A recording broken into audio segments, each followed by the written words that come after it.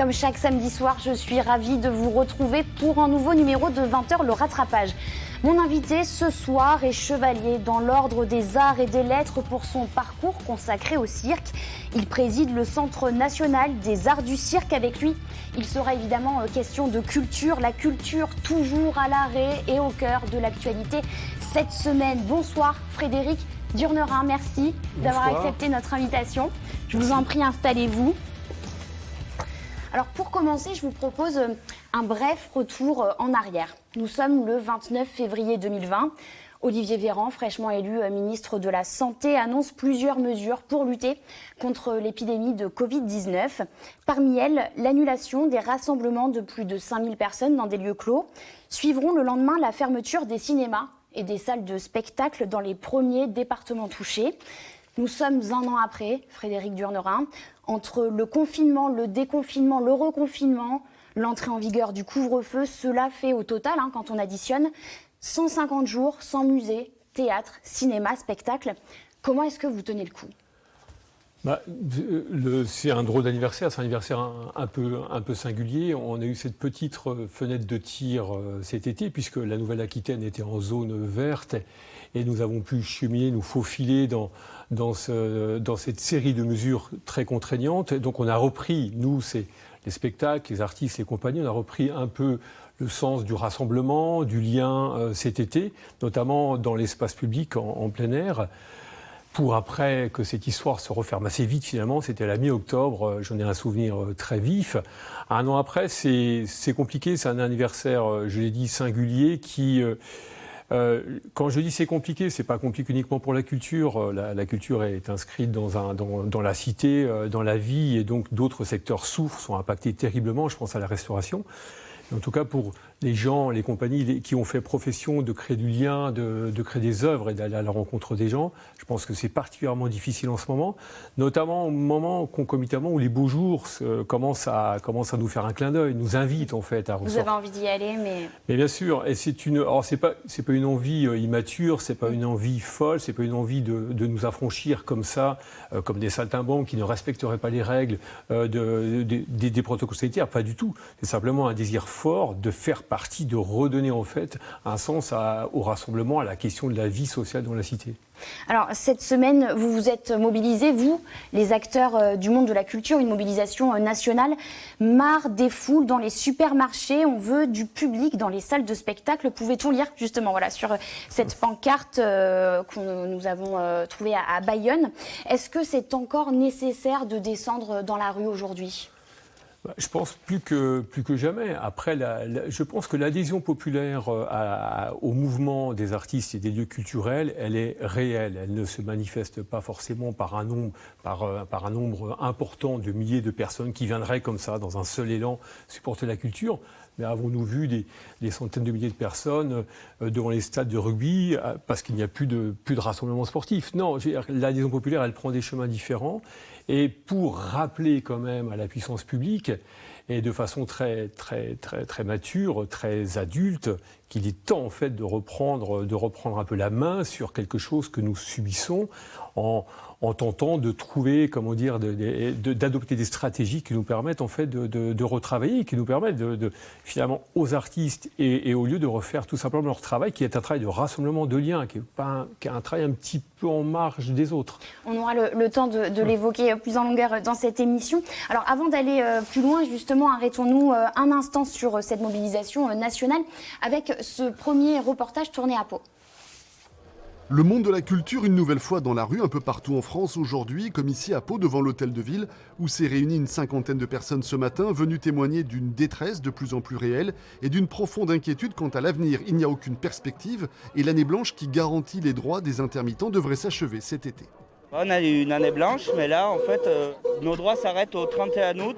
Donc, à partir du 31 août, voilà, on n'a plus rien, aucune visibilité. Donc, voilà, on commence à vraiment paniquer. Et nous, l'été, on travaille sur le Garo Rock, sur le Free Music, sur les Déferlantes. Et tous ces festivals ne vont pas pouvoir se faire, en fait. Aujourd'hui, ils en appellent donc aux collectivités locales comme la mairie de Pau pour les aider à travailler au plus vite. Le protocole sanitaire a été renforcé dans le secteur. Alors, pourquoi ne pas tenter des concerts localement dans les départements les plus épargnés par le virus ? On veut faire un partenariat, établir un partenariat avec les autorités. Tiens, voilà, on vous propose, c'est les grandes lignes. Pourquoi faire un comité de travail et enchaîner avec des concerts tests, qu'on puisse établir des synthèses rapidement et réouvrir tout. Les manifestants espéraient rencontrer le maire de Pau dans la journée. Ils ont finalement été reçus par l'adjoint à la culture pour une première prise de contact. Alors, on vient de voir un intermittent dans ce reportage. D'après la CGT, si l'année blanche n'est pas reconduite, 80% des intermittents du spectacle n'auront plus droit au chômage le 31 août prochain. Vous ne pensez pas que le gouvernement sera dans l'obligation de reprolonger cette année blanche ? En tout cas, je pense que ce serait une bonne chose. Et c'est-à-dire qu'à la crise du secteur n'est pas une crise corporatiste, c'est une crise déjà globale, générale. Mais elle peut devenir politique. C'est une crise de secteur qui peut devenir politique, mais en tout cas, c'est une crise sociale. Et depuis un an, ce qui se joue, c'est que quand on croise en fait des intermittents avec des importances différentes, il y a des intermittents qui jouaient énormément, d'autres qui jouaient moins. Ainsi va la vie de notre secteur. Mais en tout cas, on parle à des gens en fait qui ont perdu la moitié de leur salaire. En fait, donc il y a une urgence à prolonger, à continuer d'amortir autant que faire se peut cette situation. Il y a des efforts qui sont faits. Il y a un amortisseur public qui est mobilisé. Tout n'est pas vain. Et je ne nie pas en fait une forme de volontarisme politique sur la question de la culture. Il faut que ce volontarisme persiste et soit pérennisé et qu'il ne s'use pas avec le temps ou par malice, ou qu'il ne s'arrête pas comme ça, simplement parce que le mouvement général des idées ferait qu'on pourrait tenter de passer à autre chose. En France, 1 300 000 emplois sont menacés par la crise sanitaire dans le domaine de la culture. C'est énorme, on parle de générations sacrifiées. Oui, puis ça fait écho, et je pense aux jeunes équipes, aux jeunes compagnies artistiques, donc à la jeunesse étudiante, mais également à la jeunesse des artistes, des jeunes compagnies qui arrivent sur un terrain qui était déjà un terrain de jeu très concurrentiel. Et là, ça devient juste très compliqué et impossible de les laisser comme ça dans une espèce d'océan d'incertitude et dans un cortège d'incertitudes. Donc je pense qu'on a une responsabilité. Là, on parle des emplois directs. Mais les emplois indirects collatéralement produits par une présence artistique au long cours, c'est extrêmement important. Et on ne parle que des enjeux économiques, mais les enjeux ils sont d'ordre symbolique, ils sont d'ordre sociaux, donc il y a plein d'enjeux qui se croisent. Mais les enjeux économiques sont portés par les intermittents, mais également par les emplois produits par l'activité elle-même. Alors Frédéric Durnenin, on poursuit direction la Dordogne, département que vous connaissez bien puisque vous y travaillez. Alors car en plus de présider le Centre national des arts du cirque, vous dirigez l'Agora à Boulazac, près de Périgueux. C'est un centre culturel, une scène de référence dans notre région. Et justement, avec vos confrères, vous êtes réunis cette semaine pour échanger sur la crise et surtout pour préparer l'après. On regarde. L'art vivant. Des festivals, des pièces de théâtre, des concerts, du cirque, des représentations, des modes d'expression, comme des rendez-vous avec l'autre et surtout avec le public. La vie d'avant, la vie avant Covid. À l'endroit où on en est, on n'est pas loin de burn-out, on n'est pas loin de situations difficiles. Donc on est vraiment en train de se dissoudre, je dirais, dans une durée longue, et c'est sournois parce qu'on ne le voit pas.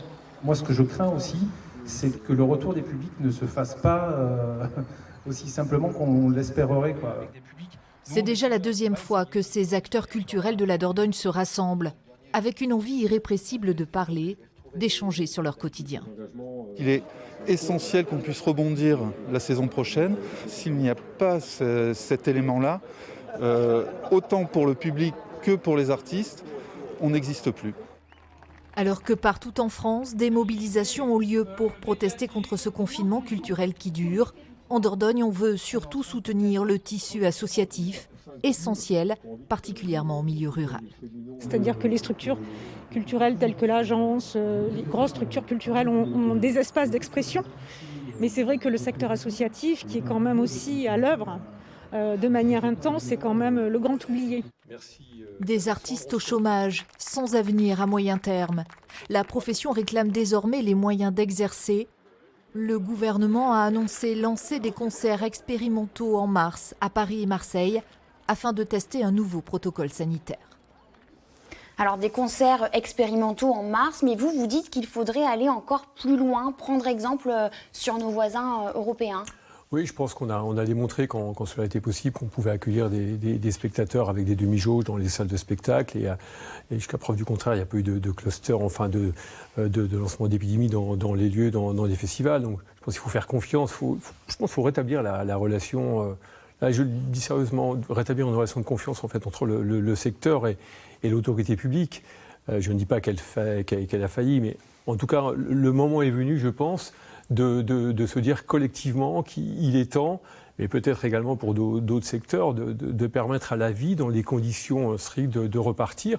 Je pense à des jeunes festivals qu'on a réunis à l'occasion de cette rencontre à l'Agora. Il y avait des grosses institutions, des institutions plus fragiles, des festivals portés par des bénévoles, je pense au MNOP, où la billetterie n'est pas au cœur de leur économie. On réunit les gens, on fait 2 ou 3 concerts, on ne peut pas se réunir autour d'un verre. Qu'est-ce qui se joue en fait ? On est convoqué dans un espace de représentation pourquoi ? Pour se rencontrer uniquement pour regarder la forme qui va nous être présentée. Qu'est-ce qui se joue ? Donc je pense qu'il faut desserrer tout ça, il faut faire confiance au secteur, à sa capacité d'organisation. Le secteur est mature, nous sommes des saltimbanques assez sérieux. Vous parliez d'autorité publique, vous vous sentez écouté, accompagné ? Je pense qu'il y a eu un effet de sidération en 2020, et donc dans le cadre de ce contexte de sidération, on n'a pas touché, la culture était érigée en fait en une forme de totem qu'on ne pouvait pas balayer d'un revers de main. Je pense que le temps est en train de travailler. Je pense que les additions en termes d'engagement public, de budget, les additions sont en train d'être faites. Alors, les échéances électorales bientôt, et l'argent. Et donc, tout ceci commence à peser avec l'usure du temps. Le conflit produit sa propre usure, et c'est pour ça qu'il y a cette urgence, ce sentiment d'urgence. La visibilité a partie liée avec le vivant d'ailleurs dans l'ensemble des secteurs. Il faut être visible maintenant pour être vivant. En tout cas, c'est ce qu'on nous dit. Mais en tout cas, pour le secteur du spectacle vivant ou des plasticiens ou les autres secteurs, la question de la visibilité, elle est énorme. Et c'est pour ça qu'il y a une réaction en ce moment qui n'est pas de désespoir, mais qui est assez virile, assez énergique. Là, c'est le moment de reprendre langue, de reprendre rendez-vous. Il y a eu des vraies actions. On vit, mais le moment est assez important. Il y a un rendez-vous à ne pas manquer entre la puissance publique et le secteur. Quand je dis la puissance publique, il y a également les collectivités territoriales qui sont un peu à la manœuvre. Il y a des grands élus qui ont pris la parole, on en parlera peut-être tout à l'heure, qui prennent la parole. Les territoires ont besoin de ces éléments qui constituent la vie de la cité, de nos territoires. Et justement, donc on va poursuivre. La question de l'accueil du public se pose aussi pour des événements tels que le Salon de l'agriculture, un rendez-vous très prisé mais annulé cette année. Une déception forcément pour les agriculteurs. Notre équipe est partie à la rencontre d'un éleveur de limousines installé en Périgord. Attention, bête de concours. Voici image, en attente d'un heureux événement, une belle limousine qui aime retrouver ses propriétaires, satisfait d'avoir gardé celle qui a remporté 2 prix au Salon de l'Agriculture 2019. Elle est toujours jolie. C'est vraiment la première qui nous a fait vraiment connaître, donc c'est vraiment... C'est tout un symbole pour l'exploitation, quoi, on va dire. C'est la vache de chez nous, c'est la nôtre. Une fierté qui vaut aussi pour Olympe, fille d'Image, qui l'a accompagnée dans la capitale il y a 2 ans. Mais ça, c'était avant la crise sanitaire qui a causé l'annulation du Salon de l'Agriculture 2021. Pour Ludovic, un événement marquant qu'il aimerait revivre. J'aurais aimé y retourner parce que c'est toujours satisfaisant de se comparer aux autres, et le but du jeu, ça serait d'y revenir plusieurs fois et de montrer que l'élevage, qu'on arrive à bien travailler à la maison. Paris, mars 2019, porte de Versailles. Des souvenirs inoubliables que le jeune éleveur périgourdin revisionne de temps en temps avec nostalgie. De Image, une vache qualifiée reproductrice recommandée, née le 7 décembre 2013, suite de Olympe, née le 18 novembre 2018. Ce couple nous vient du GAEC Jean en Dordogne. C'est sympathique, ça remémore pas mal de choses, et puis après les soirées avec les éleveurs, les félicitations de tout le monde. Favorable à l'accueil du public à la ferme, la famille Jean veut bien organiser un mini salon agricole façon visite commentée. Il suffit d'en faire la demande et en plus, la vue est bien plus belle qu'à Paris. Alors, pas de salon pour les agriculteurs, un monde de la culture sur pause et des restaurants privés de leurs clients. Dans une tribune parue dans le journal du dimanche, 42 députés réclament la réouverture des restaurants le 30 mars prochain. Frédéric Durnenant, on se retrouve juste après ce reportage. Un restaurant en pleine préparation, mais pas de clients à l'horizon. Depuis plus de 4 mois, ce restaurateur de Bordeaux ne peut accueillir personne en salle. Pour lui, comme pour la plupart de ses confrères, la vente sur place est capitale, notamment le midi. Aujourd'hui, on est à 25-30%. Et le surplace est vraiment notre vente majeure sur notre restaurant aujourd'hui. On n'a aucune date, on ne sait pas du tout, on est dans un flou complet. Incertitude et incohérence des mesures, c'est ce que dénonce le député girondin Loïc Prudhomme. Avec une quarantaine de parlementaires, il a co-signé une tribune dans le journal du dimanche. Il demande la réouverture des restaurants le midi. C'est pas sanitairement préférable d'avoir des gens qui vont se manger dans leur camion, par exemple, quand ils sont sur des chantiers à l'extérieur, ou aller manger un sandwich assis sur des bancs publics à proximité des uns des autres, sans pouvoir trouver déjà un moment de pause dans des conditions sanitaires contrôlées. Un avis partagé par Philippe Etchebest. Pour le chef bordelais, c'est un premier pas, mais cela ne suffit pas. Il réclame des actions concrètes. Après le premier confinement, on nous a demandé d'espacer nos tables, donc de nous amputer d'un certain nombre de couverts. Aujourd'hui, si on nous enlève la moitié du temps en plus, ça va être compliqué, on est bien d'accord. Si maintenant c'est suivi d'un plan de relance et d'aide, forcément, ça peut être intéressant. Pourquoi pas ? Depuis 1 an, les restaurants n'ont été ouverts que 5 mois. Si la crise perdure, un tiers d'entre eux pourrait être menacé de fermeture. Et pendant que les restaurants restent fermés, pour d'autres, c'est l'heure de la réouverture. C'est le cas d'un Center Parcs situé à Morton, dans la Vienne. C'est d'ailleurs le tout premier à reprendre son activité en France. L'une de nos équipes est allée à la rencontre des premiers touristes de la saison. Un air de vacances flotte. Après 2 mois de fermeture, les premiers clients se présentent à l'entrée de Center Parcs. L'ambiance est à la fête en ces temps de Covid. Ouais, mais c'était histoire de changer d'air et profiter de la nature. Il y a quand même quelques activités. Je vous prépare les brassées, c'est ce qui vous permet d'ouvrir le cottage. Les réservations affluent depuis quelques jours, 1200 au total.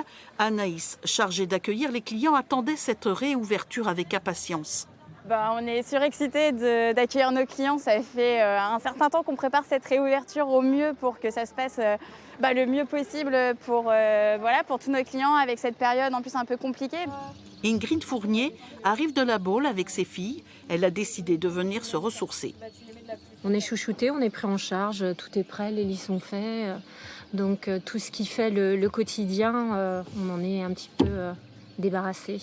Malgré les 350 cottages occupés, les activités intérieures et les bassins aquatiques restent fermés. Et pourtant, l'ambiance ferait presque oublier la crise sanitaire car ici, les organisateurs ont tout mis en place pour détendre les clients. On a mis énormément d'animations et d'activités extérieures qui permettent vraiment aux grands et aux petits de se ressourcer et de profiter de chaque instant. Donc au-delà de tout ce qui va être activités sportives et autres, donc il faut noter la visite du cœur animalier, la visite de la ferme avec nos amis ici.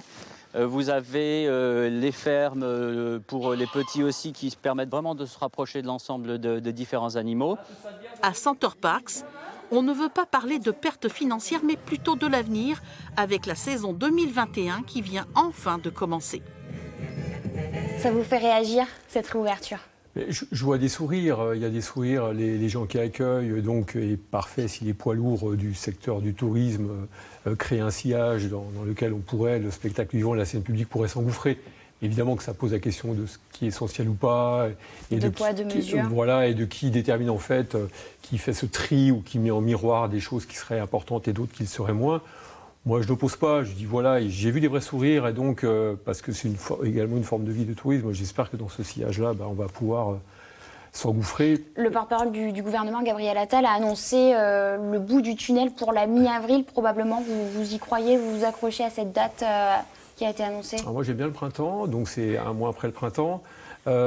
J'aimerais quand même que les annonces sont terribles quand elles ne sont pas suivies des faits. Le manque d'annonces également et également son lot voilà, souhaitons que ces histoires puissent reprendre le plus vite possible. Et pour pouvoir retourner au sport, au cinéma, au théâtre, il y a ce projet d'un pass sanitaire. Votre avis sur la question ? Je pense que ce débat en fait en cache un autre. En sous-texte, il y a le vrai débat, c'est le nombre de personnes vaccinées. À un moment, quand aussi X% de la population est vaccinée, on ne sait pas quand. Je pense que la question du passeport ne fera même plus débat, qu'on le fasse ou qu'on ne le fasse pas. Je pense que la question, c'est combien de personnes seront vaccinées et à quelle échéance. Je pense que c'est ça la vraie question. Après, accueillir des spectateurs qui se revendiquent d'harmonie au préalable d'un passeport, ça mérite réflexion. Alors vous parliez de la vaccination. Justement, depuis la semaine dernière, les 50-64 ans atteints de comorbidité peuvent se faire vacciner par leur médecin généraliste. Reportage en Haute-Vienne. Un réfrigérateur désespérément vide et un médecin qui attend avec impatience de pouvoir vacciner massivement plus de 10 patients par semaine. Si j'ai bien 2 flacons, ça fera 20 personnes. Bonjour. Un démarrage tardif. Voilà le premier ressenti de ce médecin traitant sur cette campagne de vaccination anti-Covid. Le plus grand frein pour lui, le rationnement des doses. Il y a 55 000 médecins généralistes de famille en France. Si on pouvait vacciner toutes les semaines 20 personnes, vous vous rendez compte, ça chiffrerait très vite. L'estomac qui est très enflammé. Là, une gastrite avec une gastrocolite. Dans ce cabinet médical de Rilhac-Rancon, on organise une vaccination massive dans quelques jours pour une centaine de personnes en une journée. Toujours dans la cible prioritaire des plus de 75 ans avec comorbidité. Tous les personnels soignants de la commune ou presque sont mobilisés. C'est une surcharge, oui, mais c'est notre rôle. On est soignant. Donc soigner, c'est la prévention via le vaccin est très importante. Et c'est comme ça qu'on arrivera à sortir de ce processus dramatique dans lequel le monde se retrouve aujourd'hui confronté. Donc c'est un acte médical et civique, je dirais même. Donc il faut vacciner. À bientôt, au revoir. Et parfois, il faut aussi convaincre les patients concernés, surtout pour le vaccin AstraZeneca, assez décrié pour ses effets secondaires marquants et son efficacité un peu inférieure dans certains cas au Pfizer. Le lien de confiance qui existe avec leur médecin traitant, je crois, est important parce qu'on arrive à les décider assez facilement et à contrer des arguments qui sont toujours plus ou moins réfléchis, plus ou moins pertinents. Voilà. Selon l'Agence régionale de santé en Haute-Vienne, seulement 42% de médecins se sont portés volontaires pour cette campagne de vaccination, 40% en Corrèze et 36% en Creuse, en majorité des médecins généralistes. Frédéric Durnerin, on poursuit bientôt 1 an que nos vies sont chamboulées, bientôt 1 an que nous vivons avec un masque sur le nez. Et je suis sûre que vous posez vous aussi cette question, comment sont-ils recyclés ces masques? Alors direction Biscarrosse dans les Landes où des collégiens participent à la transformation de ces déchets. Dans la cour du collège Jean Mermoz, c'est dans ce bac en bois que les masques chirurgicaux usagés sont récupérés. Depuis octobre, une quarantaine d'élèves participent à un projet original, recycler des masques et les transformer. Une idée lancée par une association biscarrossaise, navrée de voir autant de masques jetés sur la plage ou dans la rue. On s'est dit qu'est-ce qu'on peut faire de ces masques qu'on retrouve sur la plage, et on a trouvé la solution de les faire fondre. Que les masques étaient faits en plastique en fait et qu'en les faisant fondre on peut faire des objets ou des bacs à masques pour récupérer plus de masques et éviter qu'il y en ait sur la plage, qu'il y en ait dans l'eau, etc. Des milliers de masques ont déjà été collectés par ces collégiens. L'association, aidée par des étudiants aux Beaux-Arts de Bordeaux, vont avec les élèves leur donner une nouvelle utilité. Les 1000 premiers masques que vous avez rassemblés, ils ont permis de fondre et de créer un panier de baskets. Objets utiles ou décoratifs, ces collégiens ne sont pas en manque d'idées. On pourrait faire des ailerons de surf, pourquoi pas en collaboration avec les écoles de surf locales. Je ne sais pas si ça tiendrait bien, mais ça pourrait être une bonne idée et je pense que les coloris seraient sympas. Oui, c'est carrément, c'est possible. En plus, là, les écoles de surf, ils ont beaucoup de pertes, beaucoup de casses. Ils nous ont proposé de faire des objets pour notre quotidien. Donc par exemple des chaises, du mobilier comme des raquettes de ping-pong dont on pourrait se servir au collège. Si certains collèges pouvaient faire ça un peu dans tout le monde, ça pourrait être une bonne chose pour l'environnement. Éducatif et écologique, ce recyclage de masques s'inscrit dans un vaste projet environnemental porté par le collège Jean Mermoz. On est dans un établissement qui a été labellisé E3D, ça veut dire qu'on est engagé depuis quelques années maintenant dans une démarche de sensibilisation à l'environnement grâce à tous les projets qu'on porte, et donc les éco-délégués ont repris cet axe de travail et portent de nouvelles actions. Prochaine étape du projet, fabriquer à partir de ces masques des bacs de collecte pour les installer en ville ou sur les plages de Biscarrosse. Allez, dernier reportage avant de terminer cette émission. L'actualité de la semaine a été marquée par le 30e anniversaire de la mort de Serge Gainsbourg, un artiste qui a passé une partie de son enfance en Haute-Vienne, à Limoges, à Saint-Cyr et à Saint-Léonard de Noblat pour fuir les nazis et le régime de Vichy pendant la Seconde Guerre mondiale. Regardez. J'avoue, j'en ai bavé, pas vous, mon amour. Pour ses premiers pas à Limoges, Serge Gainsbourg n'est pas l'artiste que l'on connaît, il s'appelle encore Lucien. Il a 14 ans, c'est la guerre, il est juif et sa famille fuit Paris pour trouver refuge rue des Combes, aidé par un ami musicien comme son père. Ses parents déménagent ensuite à la campagne. Le jeune Lucien est à l'internat à Saint-Léonard, sous la protection du proviseur du lycée. Le temps d'une chanson. Le directeur du lycée de Saint-Léonard, ayant appris qu'il allait y avoir une descente de miliciens, lui donne une hache et lui dit d'aller cours dans les bois, va dans les bois. Si tu rencontres des Allemands, tu leur dis que tu es le fils d'un bûcheron et tu attends que ça se calme. On verra pour te sortir de là plus tard. Et il va partir dans les bois où il va rester plusieurs jours, ravitaillé par des copains de l'école. Louis Chazela, le proviseur, sauve la vie du futur Serge Gainsbourg. 70 ans plus tard, cette histoire connaît un rebondissement inattendu. Alors que la section littéraire du lycée est menacée, elle reçoit le soutien de Jane Birkin. Petit message pour le lycée de Saint-Léonard, parce que Serge Gainsbourg, Lucien Gainsbourg, et en fait à l'époque on l'appelait Lucien Guimbard, a pu être sauvé pendant la guerre grâce à un homme fantastique qui s'appelle Louis Chazelas. J'aime à penser que c'est un petit peu grâce à ça qu'à la rentrée d'après, non seulement la seconde n'a pas fermé, mais qu'une option cinéma audiovisuel a ouvert. C'est un beau clin d'œil de l'histoire, je trouve. Au lycée, on le connaissait sous une fausse identité. Serge Gainsbourg s'appelait Lucien Guimbard, à quelques lettres du futur Gainsbar.